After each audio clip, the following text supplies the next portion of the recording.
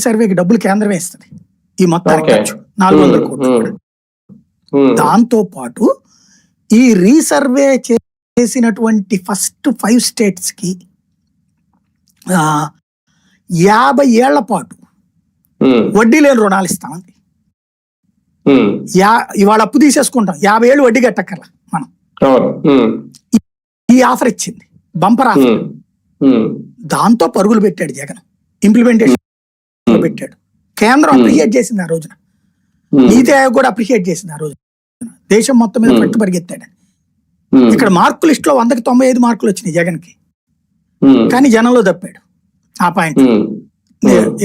ఇది రీసర్వేలో. ఇప్పుడు వీళ్ళేంటి, ముందు రీసర్వే క్యాన్సిల్ సంతకం పెట్టారు చంద్రబాబు గారు, కానీ రీసర్వే చేయకపోతే చెయ్యనంటానికి లేదు. You are the part of India.